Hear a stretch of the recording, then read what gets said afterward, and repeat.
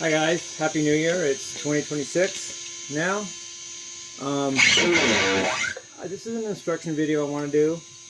I was never ready to do this video until today, but now I am, so I'm doing it.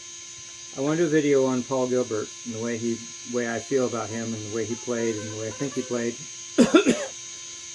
And I wasn't really up for it till today, or something didn't tell me to do it till today. Now something did, so I'm doing it. He might have been underrated, but then again, he got his share of fame, but he might have been underrated at that, you know.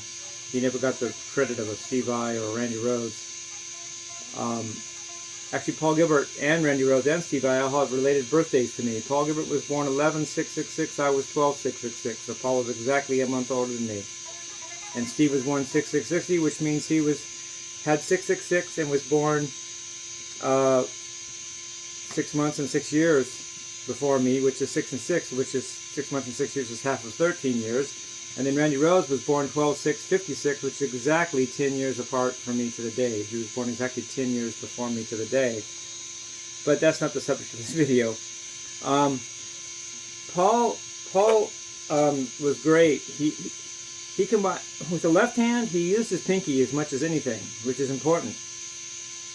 And for picking, he used alternate picking. Even when he went from string to string, he would keep the alternate picking going. He would never do a sweep for a string cross. He would always go or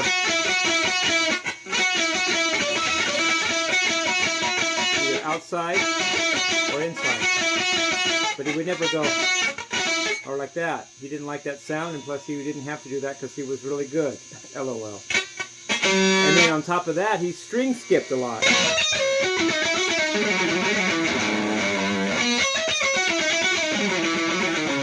He didn't just go from string to string, adjacent strings. He would skip strings sometimes.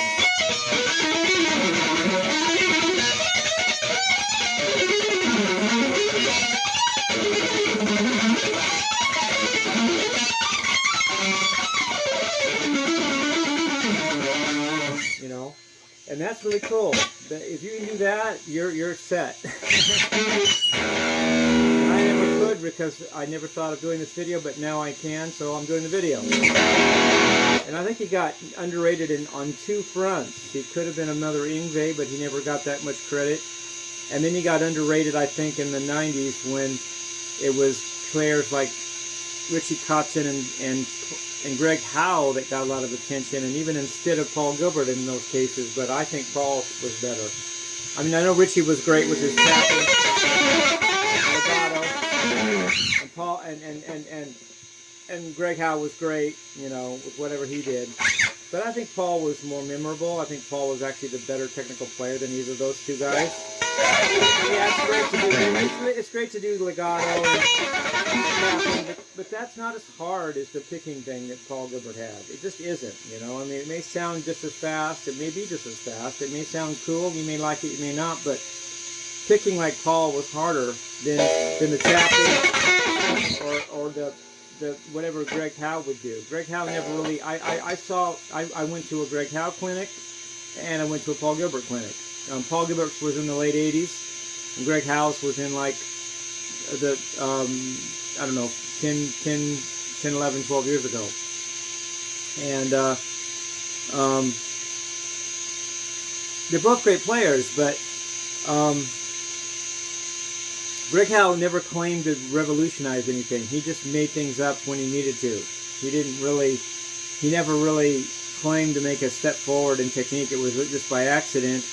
And he says he doesn't even alternate pick anymore, and he's great. I love Greg Howe, but I think Paul's the better player, and I think he's the more instructed player, the more educated player, and I just think he got underrated in a bunch of mixes, you know, because he did a band called Mr. Big where he kind of sold out by playing pop songs to a rock context, and I think it flopped a little bit, which kind of cost him some cred. But I like Paul Gilbert. I love the Racer X stuff, as does everybody should. And then he even did a thing that isn't just shred, called YRO, which stands for Yngwie Ripoff, where he just mid-tempo picking.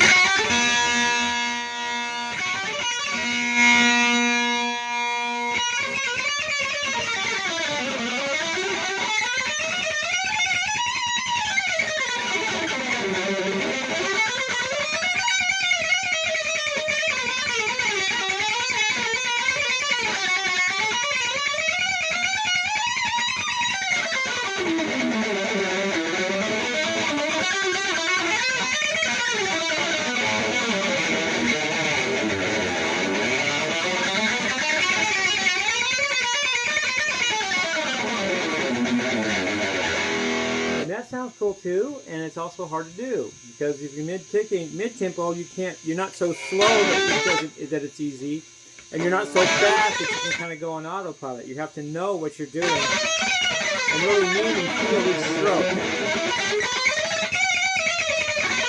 And it sounds cool too.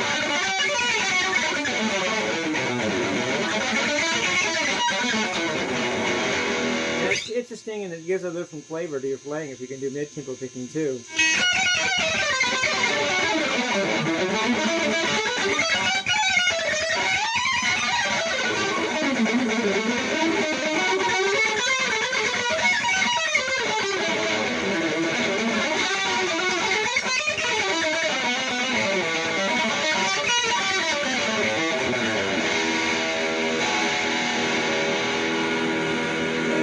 I think it's called Total Guitar, or some magazine in 2000 said he used a supinated wrist.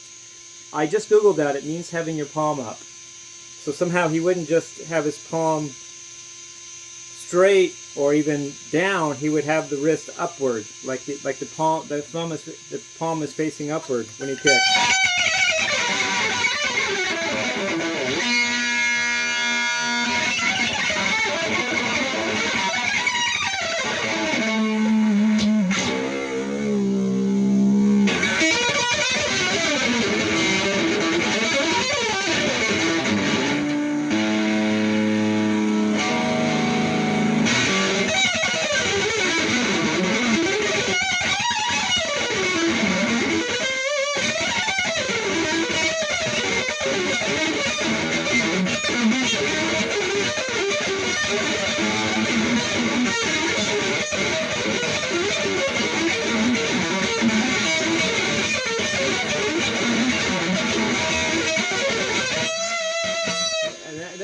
With upstrokes, I have a feeling. I have a feeling that having your wrist upward, supinated, as opposed to pronated, which is palm down, or neutral, which means just hold it level.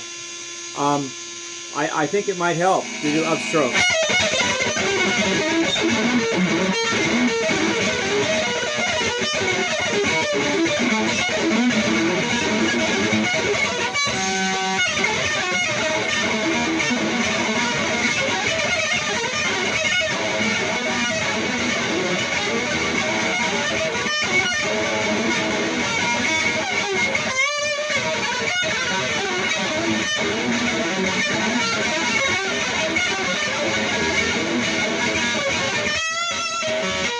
And that's the first lick he did on. He did a lick on the intro to Intense Rock Guitar 1988, where he did a lick like that.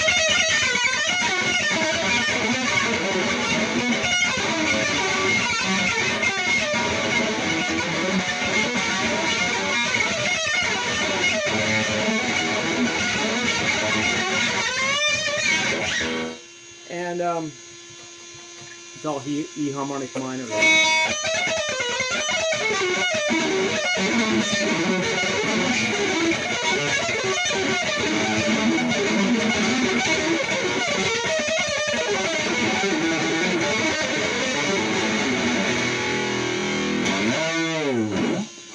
And I'm already sounding better that I'm using a supinated wrist, I have a feeling, because I'm doing that a little bit now too, because I remember him saying that, the magazine saying he does that, and I just Googled it and found out what it meant. So now I'm doing it. It sounds kind of, I like it.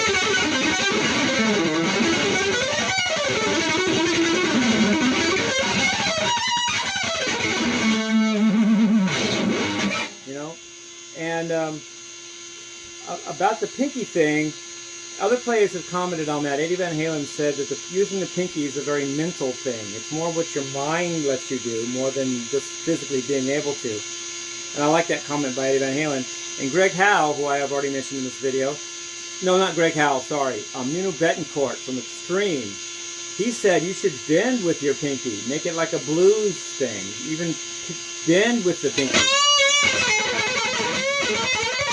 Like, why shouldn't you bend with your pinky?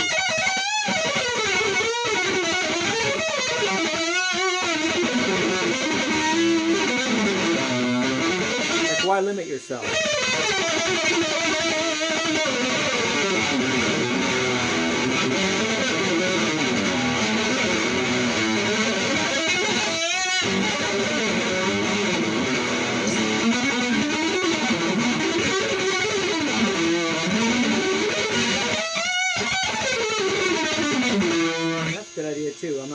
Paul right this second, but Paul was good at using his pinky.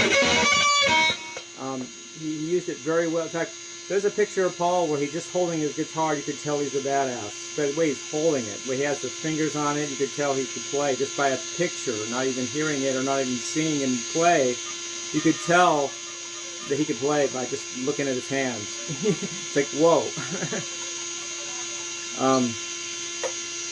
Yeah, when I met him in 1988, the owner of the store that was hosting the clinic said, Pete, his name was Pete, the store was called Outwoman Music, said, hey Paul, watch out for this guy. He's going to get you someday. He's going to catch you. He pointed to me.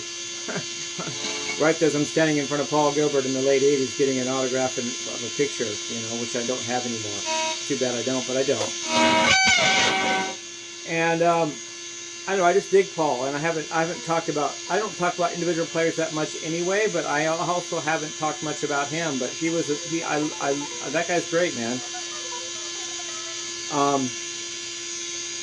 Yeah, just keep your alternate picking straight even when you cross strings. Don't keep it going. And don't be afraid to skip strings.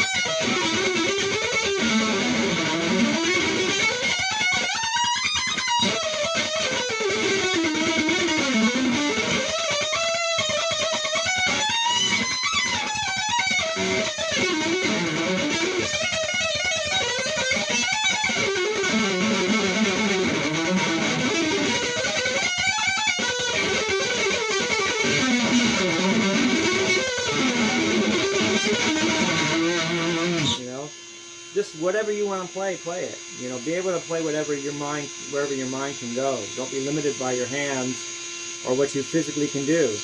Learn to do anything, so if something comes to you, you can do it.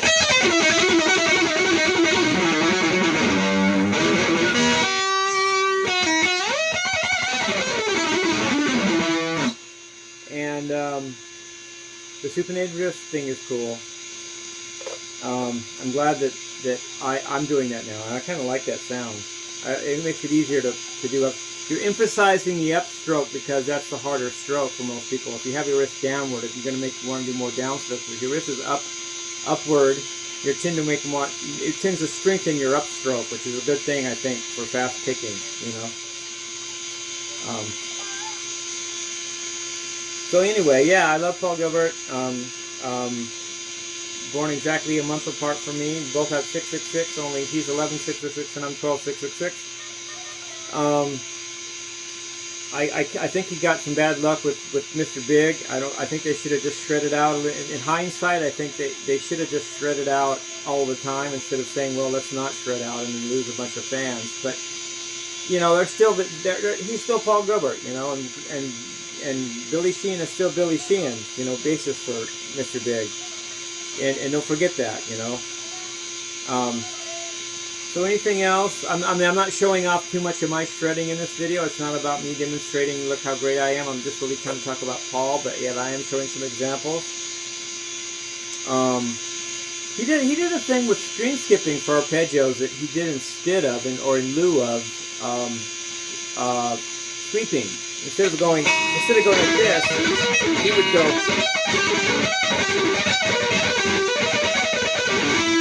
He thought it was cleaner and maybe more expressive.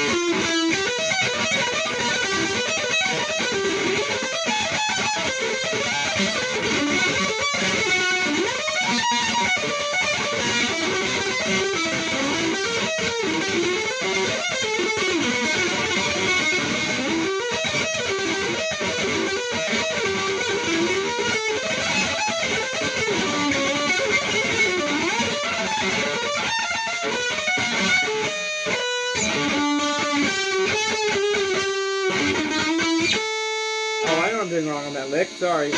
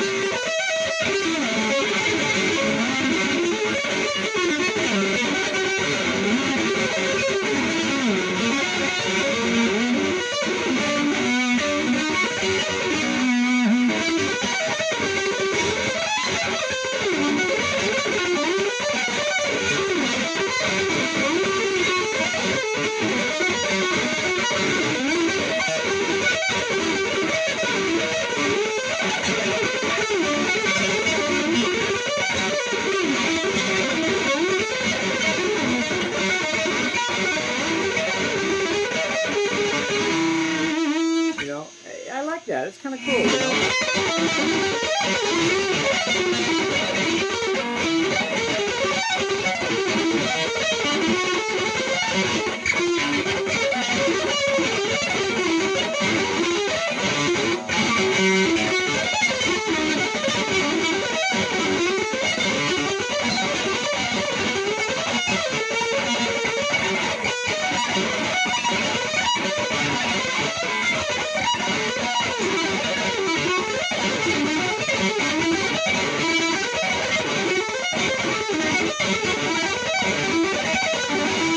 Why limit yourself? Why always go like this?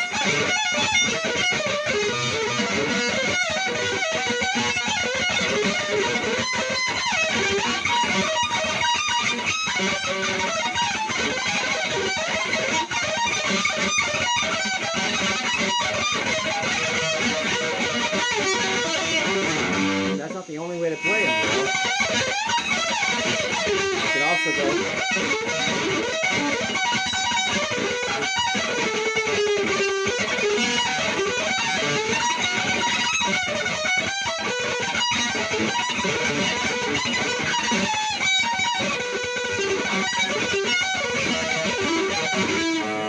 Different sound, and it sounds good too, and it's fun to play that way too, you know.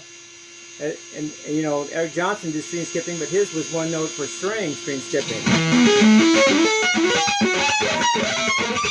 which is different than Paul's. It's not one note; it's more than one note per string.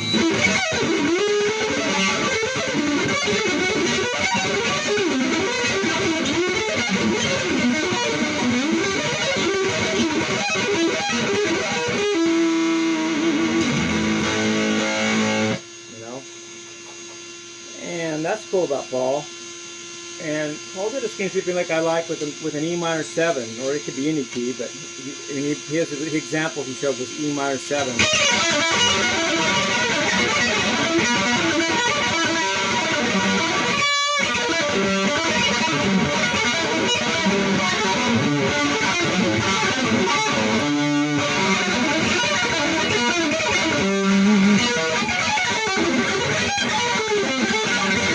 That there would be, the E would be here.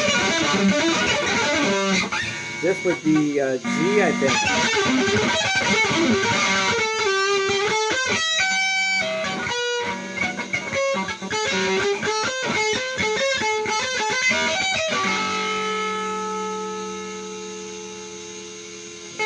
Oh no, that would be A. Sorry, A minor 7.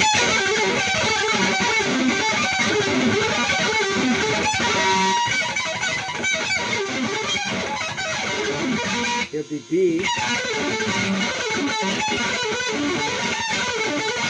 It would be C. D. And E again.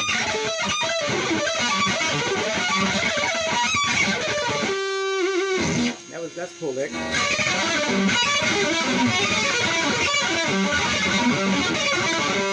He did a lick at the end of Intense Rock guitar where he did E minor in 3 octaves using string skipping and maybe some stretching of the fingers.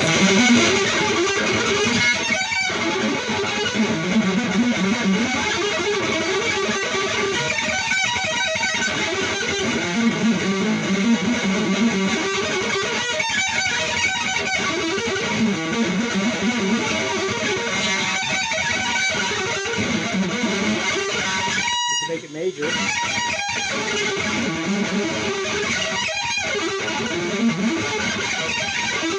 kind of reminds me of the solo to Ice Cream Man by Eddie Van Halen when he goes.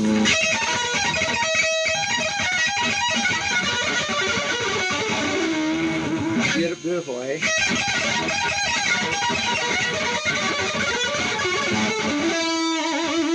I love that wide open, you know, one-handed arpeggio technique.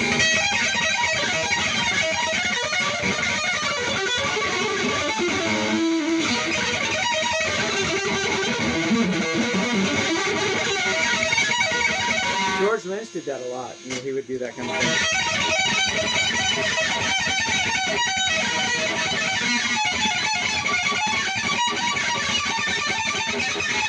eruption with one hand kind of idea, you know. Paul had a thing called Colorado Bulldog where he did a weird, cool thing. I don't even know if I can remember it anymore.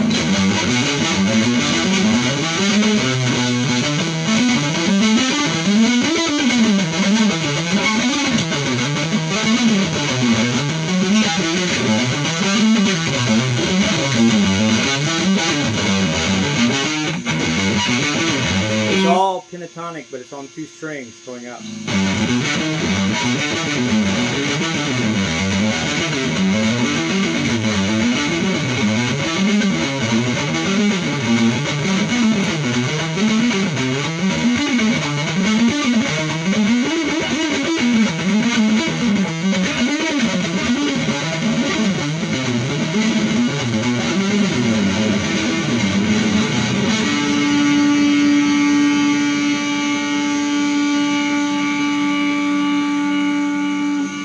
My delay by mistake, and it doesn't want to go off sometimes.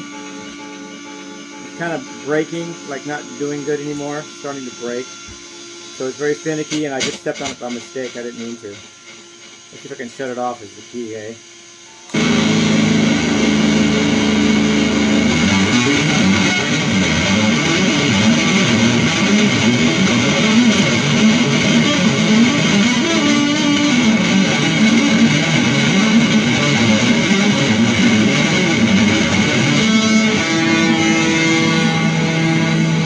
If you're lucky, you can hit it really lightly, it'll go off.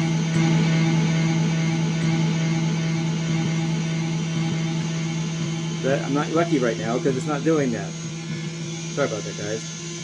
Nothing wrong with the delay, I just didn't mean to hit it. The whole pedal is breaking in my hands. There, I did it. So it's 2 strings, it's 1, 2, 3, 4, 5, 6.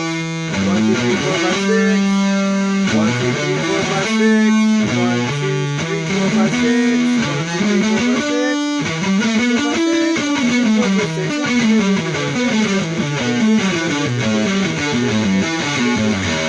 Really a finger twister, honestly.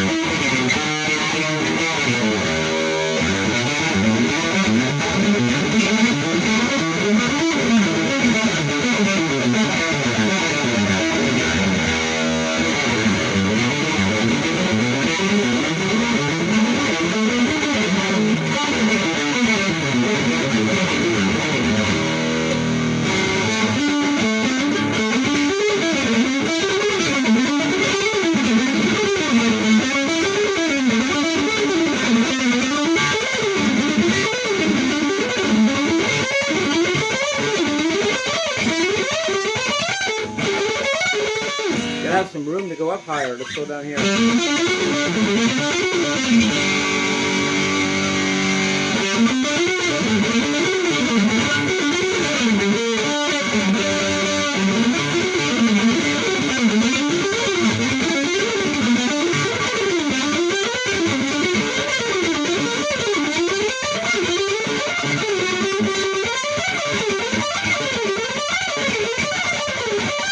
Find that was fantastic.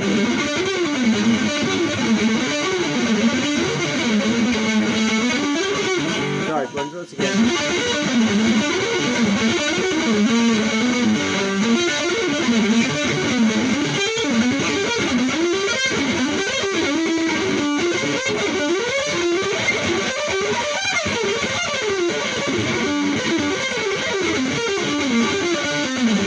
Whoa.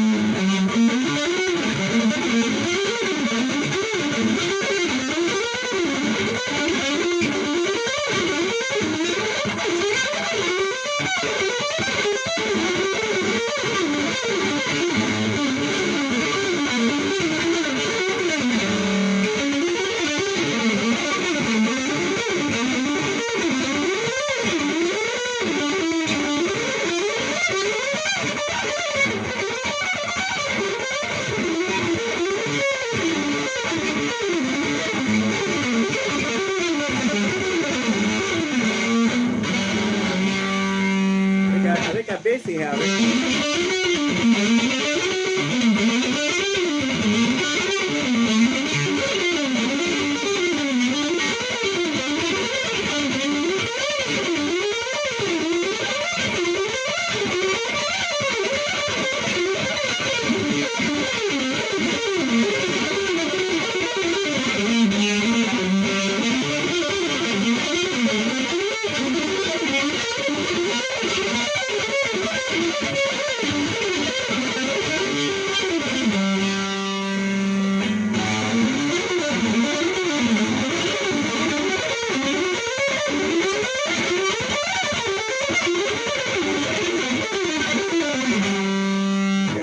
Finally, I'm in the ballpark at least. So, raise the action a little.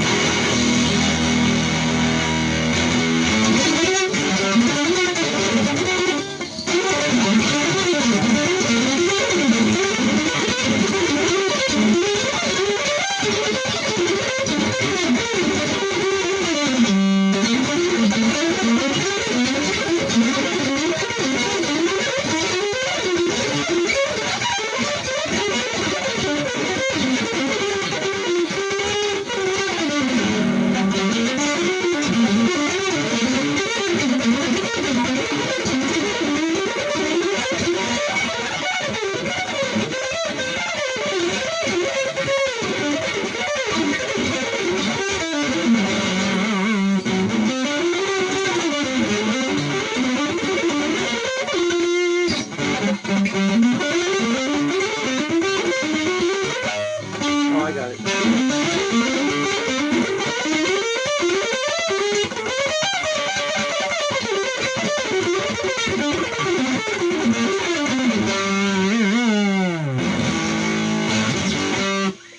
I put a lot of time in that lick just now because I needed to get it under my fingers. But I got it.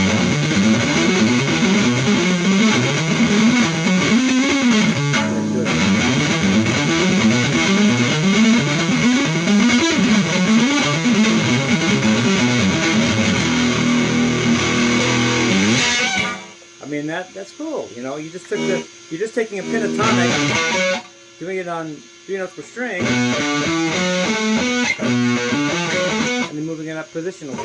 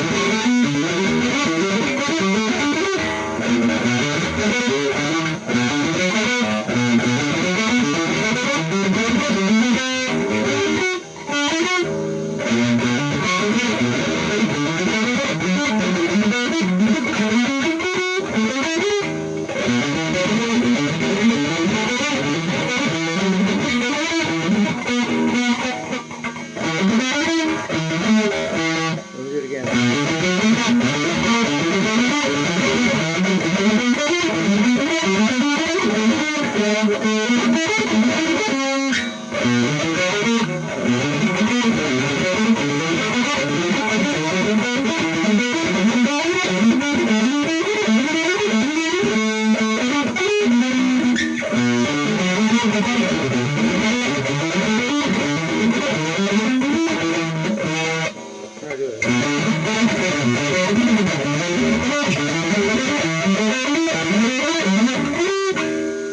Come on.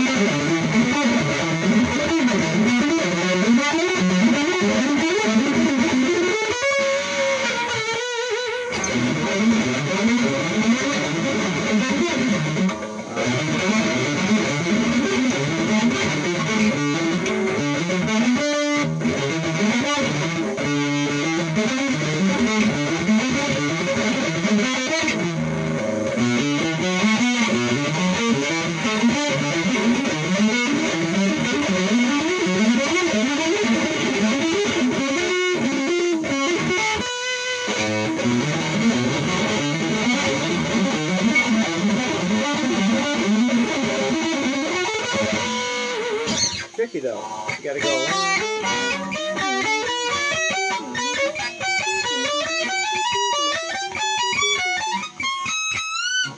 Hear that?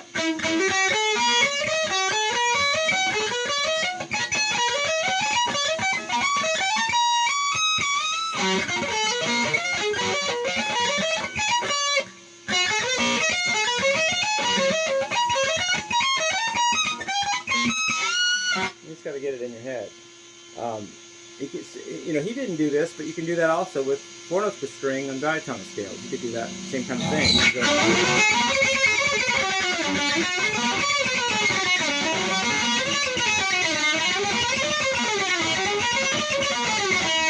Count up the steps of a diatonic scale, major scale.